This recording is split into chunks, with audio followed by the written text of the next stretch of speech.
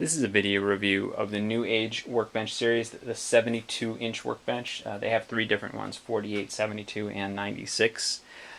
This was the one that would fit into my workshop space. I replaced an existing pre-built workbench that was about 60 years old, all old wood, and it was starting to fall apart, so I thought I could really use a new one.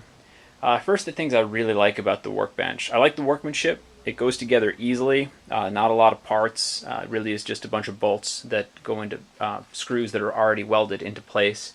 No mistakes to be made there. It goes together quickly and easily, and the workbench top is excellent. I'm going to move in a little bit closer here with the stand. So you can see it's got a nice shine to it. Almost looks like a kitchen counter right now.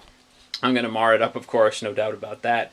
But it's nice to start with a good work surface. It's a good surface to work on, and it's going to be really easy to find stuff on there. It's much lighter than the old one. It's a very nice surface. The undercarriage is all made of black coated metal. Seems very solid. The coating's excellent. I did have to scrape it around a couple times trying to get it into place. None of the black coating came off, so it's a nice thick quality coating, which is important for a workbench because it's definitely going to take a lot of dings. It screws together here at the top, and then there's a bar going across the middle on the bottom. And that's all the support. Possibly one thing, the first thing I don't like very much about it, it does seem to have a little bit of flex to it. I'm able to move it around a little bit more than I'd like. I may tighten it up over time, maybe if I get a bunch of stuff on here and some weight. It's perfectly light right now because I have almost nothing on it. But I'd like to see that lock up a little bit. I'd like to see this a little more stable. I'm going to tighten down the bolts again after it's settled in a little bit. Maybe it'll tighten up just a little bit more. I really don't want to see flex on a workbench, though, especially when I'm working with fine finished tools. And that kind of ties into the second part. It's a little bit hard to tie into the back of a wall. And what I mean by that is there's a tray along the back here that I'll do an up close on in a minute. And that is just screwed into the back of the workbench. So I really wouldn't want to go through the back of that to attach to a wall. I could, but I don't think that that's as stable as you'd like. So I might have to take straps along the bottoms of the legs down here and strap them up against a 2x4. That's not exactly ideal either. So it is what it is. They don't really like the tray that much in general. It's probably my biggest complaint about the unit. I really like the workbench surface. Wish there was more of it. I wish they just hadn't put the tray on there at all and had just created more workbench surface. Obviously that would have made the whole thing bigger and heavier and wider. But I like workbench surface. The tray that's back here, I'll bring you up a little closer to it so I can show you what I mean. I have it on the back. I suppose you could put this on the front as well. They give you a bunch of these dividers in here, and it breaks up into a bunch of little sections. You could push screws and small tools into there as you're working. I can see some utility to it, but to be perfectly frank, you can get yourself a nice piece of pegboard like this and put all your tools up there.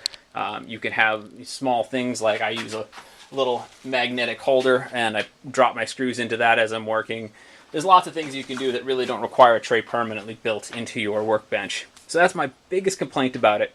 I do also really like that there's a power cord that comes with it. It's a bit of an afterthought because it really is just a power cord that's tacked on. Let me see if I can get this thing a little bit lower so I can give you a better view of it. There you go. Okay, you should be able to see it now. I have it installed here along the side. You can see all the cords coming out. It is really just a regular old power strip. You can also put it here in the front. There's a hole for it right there in the middle. And you can install it here and here, the two screws. It's just a power strip, but it's a nice little feature. I'm probably going to put a second power strip there into the front as well, so I'd have two power strips. It doesn't seem to be anything particularly extraordinary about the power strip, other than the fact that it has two eye hooks in the back so you can slide the power strip onto the two screws when you install them. Should be able to find something like that fairly easily.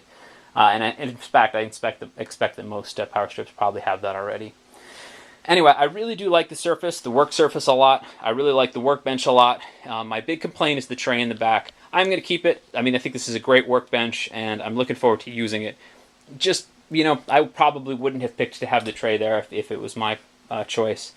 You got a nice space at the bottom too in the supports to run a beam across or some sort of shelf so that you can put more storage at the bottom. And it's wide open, so you also could put custom built shelves or some sort of shelving unit under there. A lot of utility to it. I like the open space under there, but it does mean that there's no cross support as well, which may lead to some of the lack of stability I'm seeing. Anyway, happy with the workbench though. I think it's a great looking workbench. A lot of utility, just a couple small features that I might change if I was going to design it. Anyway, thank you. That's all.